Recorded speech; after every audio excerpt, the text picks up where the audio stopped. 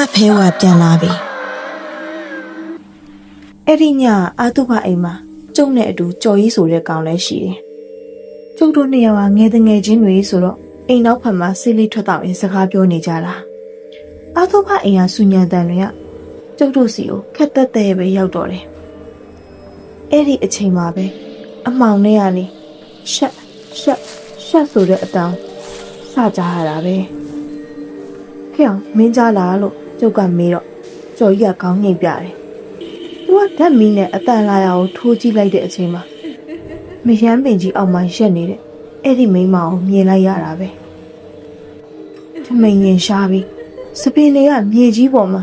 ຫນွေကြိုးတွေလိုရှစ်ခွေနေတယ်ကျော်ကြီးကရွာလူမိုင်းဆိုတော့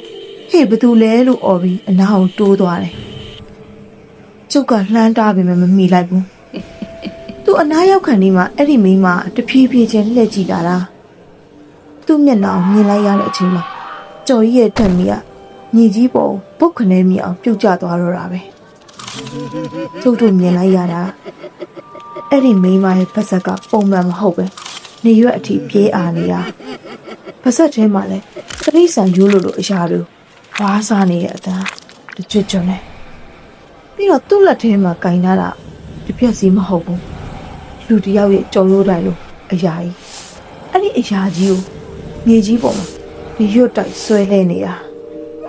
ကျော်ကြီးကကြောက်လုံးလို့ခြေလမ်းတွေနောက်ပြန်ဆုံရင်လဲကျသွားတယ်အဲ့ဒီအချိန်မှာပဲအဲ့ဒီမိန်းမရဲ့စပင်ရှိကြီးကဝုန်းကနေလေထဲမြောက်လာပြီမွေးတကောက်လို့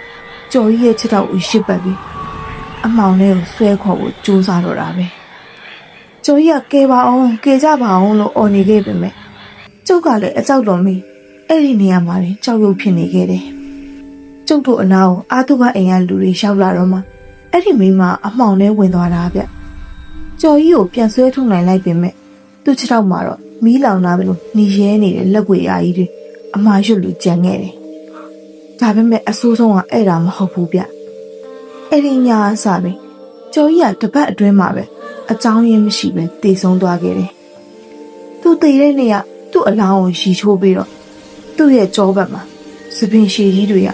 အရှိပြားတဲ့အထိစိတ်ဝင်ပြီးရှိပတ်နေတာကျုပ်တို့တွေးလိုက်ရတယ်ဒါဆိုကျုပ်တို့တွေးခဲ့တာမှတ်ဖဲဝါများလားဒီလိုနဲ့တပတ်လောက်ကြာတော့ကျော်ကြီးအတွက်ရက်လွယ်စွန့်သွတ်ပြီးတဲ့ညအစားပြီးကျုပ်အိမ်ရှိမှာထူးဆန်းတဲ့အရာတစ်ခုစတွေ့ရတော့တာပဲအဲ့ဒါကတော့ညတိုင်းတကားဝမှာချထားလေးရှိတယ်မပြောဘဲနဲ့ထုတ်ထားတဲ့အထုပ်တစ်ထုပ်ပဲပထမညကတော့ဘဲကောင်လာနောက်နေတာလဲဆိုပြီးကျုပ်အမိုက်ပုံးနဲ့လွှတ်ပစ်လိုက်သေးတယ်ဒါပေမဲ့ဒုတိယညမှာလဲအဲ့ဒီအထုပ်ကကျုပ်အိမ်ရှိမှာရှောင်းနေပြန်ရောအဲ့ဒီအထုပ်ကနေထွက်နေတဲ့အနံ့ဟိုဒီညအာတုဘအိမ်မှာကျုပ်တို့ရခဲ့တယ်မတ်ဖဲဝါရဲ့အပုံနှံနဲ့ခက်ဆင်ဆင်ပဲတတိယမြောက်ညမှာတော့မအိပ်ပဲစောင့်ကြည့်ဖို့ကျုပ်ဆုံးဖြတ်လိုက်တယ်တကောင်းကျော်တနာရီလောက်မှာလမ်းမပေါ်ကနေရှက်ဆိုတဲ့အတန်းစကြရတာပဲကျုပ်တုံရင်းနေတဲ့လက်တွေနဲ့ပြတင်းမောင်လိုက်ကကြားနေချောင်းကြည့်လိုက်မိတယ်မြင်လိုက်ရတဲ့မြင်ကွင်းကြောင့်ကျုပ်အတန်းနေလေချောင်းထဲမှာတစ်ဆူသွားတယ်လမ်းမလေကောင်းမှာကြော်ကြီးဟုတ်တယ်ကျုပ်တငယ်ချင်းကြော်ကြီးရက်နေတာဒါပေမဲ့ तू ကလူလိုရက်နေတာမဟုတ်ဘူးသူ့ရဲ့ခန္ဓာကိုယ်ကအယုတ်တရုတ်လိုတောင့်ကြီးဖြစ်နေပြီသူ့ပခုံးပေါ်မှာမက်ဖဲဝါရဲ့စပင်းရှိအထွေးလိုက်ကြီးတွေကတွဲလောင်ကျနေတာမက်ဖဲဝါကြော်ကြီးကိုရုပ်သေးရုပ်လိုကြိုးကင်ပြီးကျုံအိမ်ရှိအထိလမ်းလျှောက်ခိုင်းနေတာကျော်ကြီးကအိမ်ရှိရောက်တော့သူ့လက်ထဲမှာကင်ထားတဲ့အထုပ်ကိုပြစ်ချလိုက်တယ်ပြီးတော့သူကပြတင်းမောက်ဘက်ကိုတဖြည်းဖြည်းချင်းမောကြည့်လာတယ်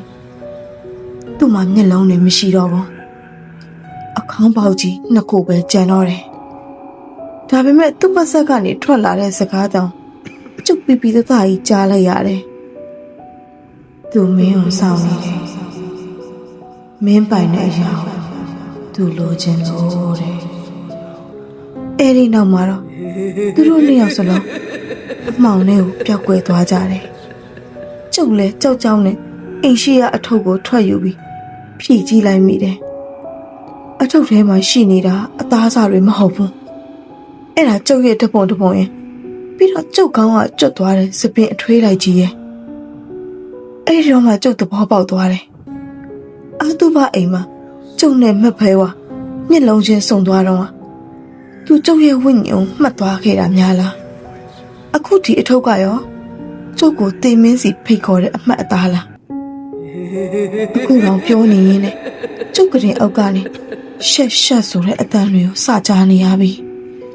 ကျုပ်ခြေထောက်တွေကိုတခုခုကအေးဆက်ဆက်နဲ့လာပွတ်နေတယ်လို့ပဲခမရတော့မကြောက်ဘူးလားတေချာနားထောင်ကြည့်ပါအောင်အဲ့ဒီအတန်ခမရဲ့အနောက်တတရနေလာနေတာလေ